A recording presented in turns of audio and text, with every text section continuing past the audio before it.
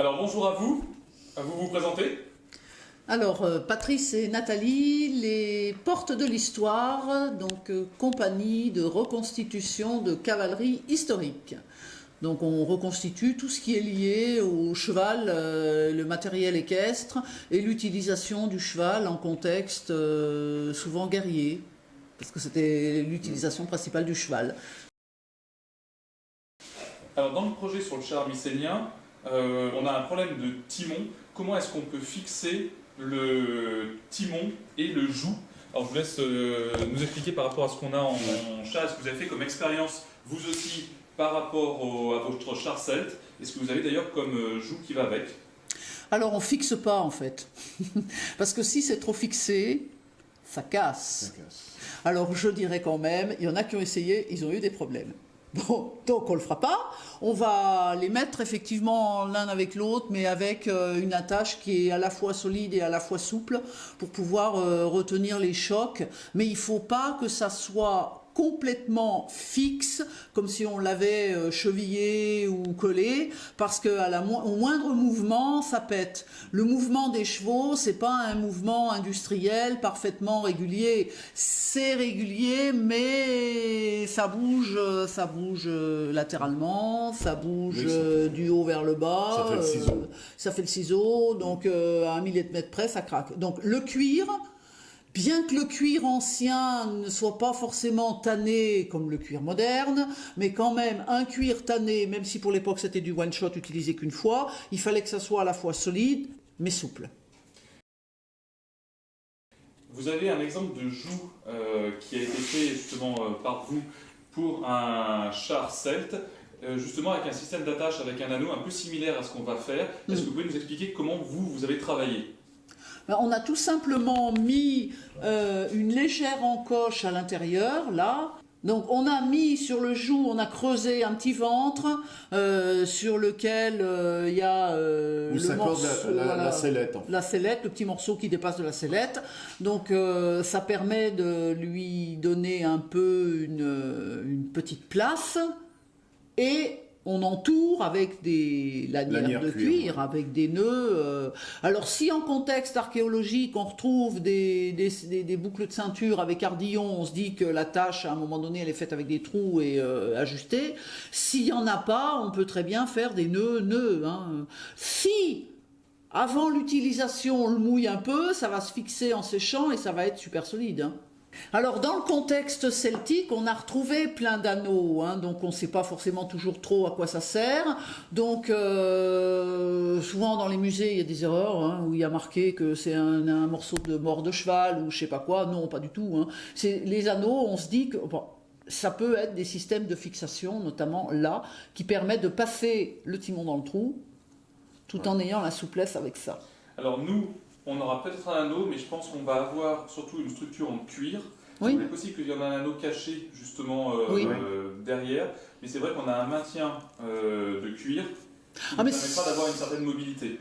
Si on a le même système mais en cuir, ça marche. Hein. Après, si c'est un char, comme on l'utilisait beaucoup dans les périodes anciennes, qui était utilisé que pour du cérémoniel, bon...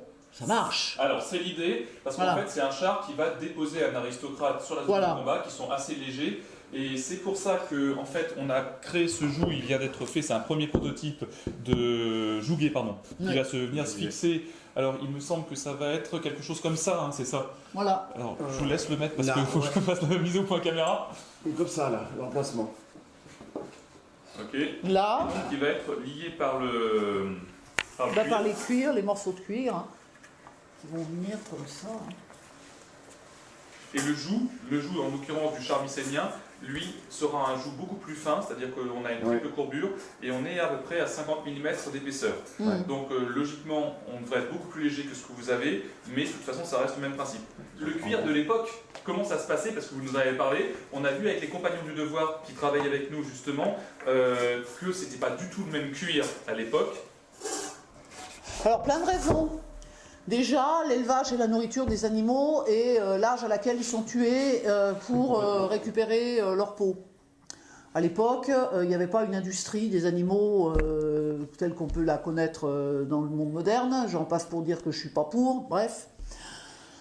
Donc, le cuir était certainement plus solide, mais surtout, toutes les populations ne connaissent pas le tannage au tanin, donc c'était tanné, c'était pas forcément les mêmes tannages.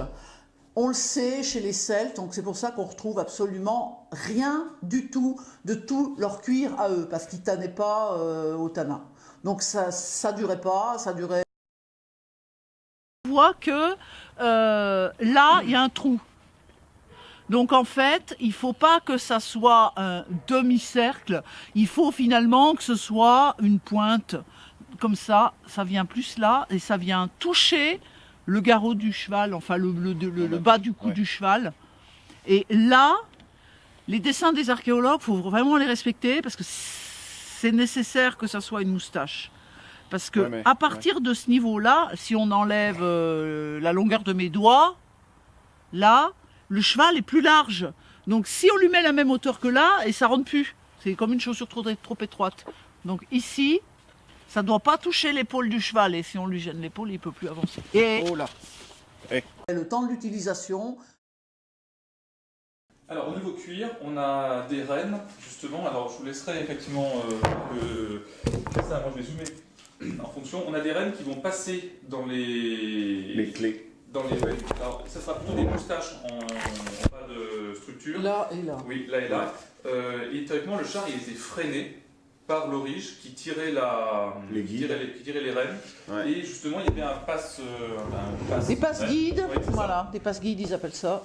Alors comment ça fonctionnait à peu près à l'époque par rapport au cheval qui était sanglé visiblement en dessous du c'est au-dessous du cou et du ventre. Oui. Mais en fait, faut pas serer, hein, parce qu'il tracte cette manière d'harnacher, il tracte avec le ventre. Hein. C'est pas confortable pour les chevaux, hein, on va arrêter de se mentir, c'est loin d'être confortable. Hein, Même si on va mettre une bricole, la bricole elle sert pas trop en fait. En fait, ce système-là, il va, mais il va pas sur du long terme. C'est-à-dire que de l'attelage utilisé comme ça a été au XVIIIe ou au XIXe siècle pour des charges lourdes sur beaucoup de kilomètres, on oublie tout de suite. Hein. Après, le fait que ça marche avec ce système-là, c'est parce que leur char n'était pas très lourd. Le celte est plus lourd, donc on a un joug dorsal qui marche mieux, mais qui n'est pas forcément non plus d'un confort incroyable. Après, le guidage des chevaux... Le guidage des chevaux, ça, par contre, c'est comme aujourd'hui. C'est-à-dire que tout vient du lien entre les mains, l'orige, et ses compétences, et la bouche du cheval. La communication, ça change pas. Alors, rattraper un manque de dextérité du guide par des morts difficiles, je pense qu'à l'époque... ça devait se faire, c'est pour ça qu'on avait des morts beaucoup plus dures qu'aujourd'hui. Après, emmener un cheval sur un champ de bataille, c'est pas non plus forcément facile, donc on était obligé d'avoir des morts peut-être plus difficiles, mais le fait de freiner le cheval, c'est le bon dressage, parce qu'effectivement, sur tous les chars anciens, il n'y a pas de frein, ça n'existe pas. À l'époque, ils utilisaient visiblement, de ce que vous m'avez dit, des morts à aiguille. Est-ce que vous pouvez nous présenter ce que c'est et comment vous, aujourd'hui, vous travaillez? En attelage, ça ne se fait plus avec des morts d'aiguille aujourd'hui, mais le mort à aiguille, c'est une des formes les plus primitives qui soient connues. Et on les retrouve couramment en archéologie jusqu'au mérovingien. Donc c'est vrai que ça fait... Du néolithique jusqu'au mérovingien, on a ça. C'est intéressant d'un point de vue équestre parce que c'est ce qui permet d'avoir des directions faciles. Faire tourner à droite, à gauche, etc. Par contre, au niveau du frein, mais l'apprentissage du cheval et le dressage du cheval, il ne se fait pas direct avec le char au cul. Hein. C'est tout un travail au préalable qui est fait avant. Donc une fois qu'on lui met le char au cul, c'est qu'il a déjà un dressage avant qui lui permette de le faire. Hein. Après, le système de mort qui a été retrouvé là est encore utilisé aujourd'hui, mais en monte, pas en attelage. Donc nous, on va fonctionner comme ça. Donc on va peut-être prendre un mort contemporain, histoire de ne pas blesser l'animal sur des expérimentations. Mais effectivement, à la base, ça sera tous ces morts articulés qu'on utilise toujours aujourd'hui. Ouais. Les morts, ils appellent ça type Liverpool, c'est des morts d'attelage classiques. Alors pourquoi on utilise ça? Pas parce que le cheval ne pourrait pas travailler avec les morts à aiguille, mais pour des questions de sécurité. Parce que si on fait des expérimentations, on ne les fait pas tout seul chez nous dans notre cuisine, on les fait aussi face à du public. Mais sinon, si on faisait ça chez nous, on pourrait très bien le mettre à des chevaux. Il n'y a pas de problème. Si le cheval est bien dressé, ça marche.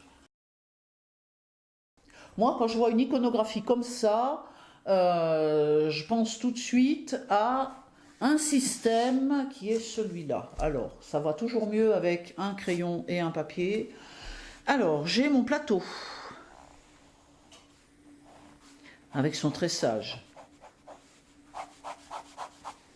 La première arc qui est ici, le cerclage là, il est possible, parce que ce soit du frêne ou de l'osier, ou je ne sais pas quel arbre il y avait à l'âge du bronze à Mycène, j'y suis jamais allée.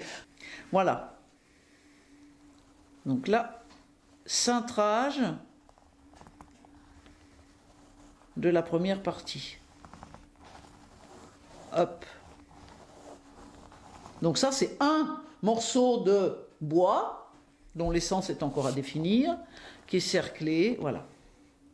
Ensuite, ce qu'on voit apparaître là, ça donne l'impression, alors soit c'est la peau de bête qui est coupée et cousue, bon, des barres latérales pour que ça tienne, ici forcément pour tenir l'accroche du timon, et pourquoi pas une ou peut-être plusieurs sur les côtés, ça fait avoir à la réalisation, parce que comme on a une peau de bête, de toute façon c'est caché dessous, donc on ne sait pas vraiment combien il y en avait. Et la deuxième partie que je vois qui arrive ici, qu'on retrouve là, et qu'on retrouve ici, pour moi c'est des oreilles. Alors des oreilles, je me comprends, c'est encore un nouveau morceau de bois qui est lui-même cintré et qui va venir s'accrocher en haut du premier, rejoindre en bas sur le plateau, pareil à droite et pareil à gauche. Le tout recouvert d'un magnifique peau de léopard de 10 ans. Et là, c'est... Voilà.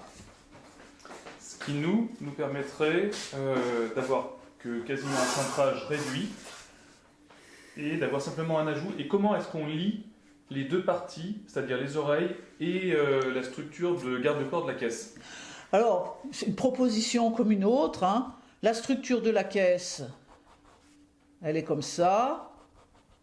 Et l'oreille, elle va venir se glisser le long, mais sur la partie intérieure. Et là, bah, ligaturé peut-être par du cuir, et de toute façon, c'est caché après par le coup. Oui, mais non, mais il faut mettre au moins deux, trois clavettes qui traversent. Chevilles. Pourquoi pas des chevilles? Oui, des chevilles, et après tu ligatures avec du cuir. Voilà. Mais sur une assez grande distance. Ouais, comme ça permet de tenir, il faut quand même que ça tienne. Alors pourquoi à l'intérieur? Deux choses. La première, c'est parce qu'effectivement, dans l'iconographie, si ça avait été sur l'extérieur et que ça avait provoqué une petite chose visuelle, ça aurait été dessiné. Et la deuxième chose, c'est quand on est au galop et qu'on se tient dans un char, on va se retenir aux ridelles, et les ridelles, elles ont tendance un peu à aller vers l'extérieur. Donc il vaudrait mieux recentrer vers l'intérieur. Très bien. Alors, le char gaulois. Alors, au niveau du timon, clac, il y a un petit arrêtoir ici pour éviter que ça ressorte, pour faire tenir la jonction avec le joug. On a des cerclages pour que ça tienne, parce que c'est un tronc d'arbre complet, hein. Mais en contexte celte, on en a retrouvé, donc on les a mis dans les endroits où ça forçait le plus. C'est une pièce complète, hein. Là, si c'est plié, c'est parce qu'on a choisi un arbre qui avait la forme déjà pliée. Ouais. Là. Parce qu'il ne faut pas casser la fibre. Donc celui-là est d'une redoutable efficacité et de longévité dans les années, parce que justement on a respecté ça, et je pense qu'à l'époque, enfin maintenant c'est attesté, hein, qu'ils faisaient des arbres qui avaient la forme directe. Ensuite, tu vas parler des clavettes. Des chevilles. Alors ce qui est de les ridelles de chaque côté du char, c'est en osier, rotin. Et pour fixer les deux parties comme ça, c'est clavetté dans le bois là en bas. Chevillé. Chevillé, ouais. Là. Et là c'est pareil. On ne le voit pas parce que après tu ligatures avec du cuir, mais il y a des chevilles pareilles qui relient les deux parties d'osier, quoi. Ce qui me tient bien, hein, il tourne depuis 2009. Mais ça n'a jamais bougé. Après, on a quand on suit derrière, tu as les fourches. les deux fourches qui permettent pour la tension de la corde, ce qui sert comme amortisseur.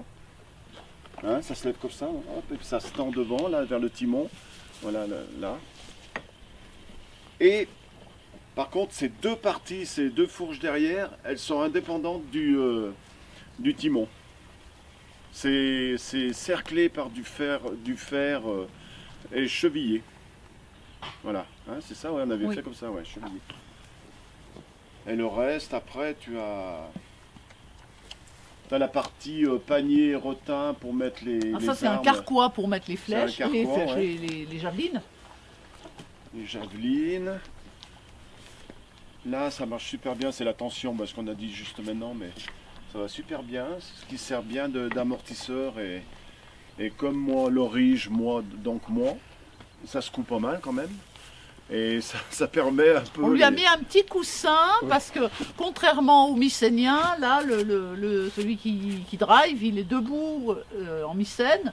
En celte, il est assis dans ce modèle, donc il faut mis un petit coussin pour les petites fesses. Et une personne derrière, un guerrier, qui lance des javelines ou... ouais, c'est ça, des javelines. Qui descend du char pour se battre à pied et qui remonte après. En même temps, on n'est pas bien loin du char mycénien, c'est-à-dire du char à 2 chevaux, c'est-à-dire un bige, avec 2 personnages à l'arrière, c'est-à-dire un orige et un autre personnage, un guerrier. De toute façon, c'est à peu près le même principe. Sauf que le vôtre est beaucoup plus lourd au niveau des essieux, visiblement, que le nôtre. Oui, il est plus lourd, ouais. Mais il y a du fer déjà, le bandage fer, c'est une vache morte. Hein. Les moyeux, tout ça, c'est une vache morte. Hein. Oui, nous avons je pense que nous aurons un cerclage bronze pour maintenir, mais la structure du moyeu est bois, de toute façon. Et ce que je disais tout à l'heure avec le char, l'autre chat, la fixation du timon, ça veut dire pour fixer, là, il va être différent le timon, hein, c'est ça, ouais, avec le main. Par contre, il faut que ce soit très costaud, parce que quand tu tournes, tu bouges une roue, ça fait forcer avec les chevaux comme ça, toi. Et là, il faut que ce soit bien costaud, hein, parce que sinon ça pèterait.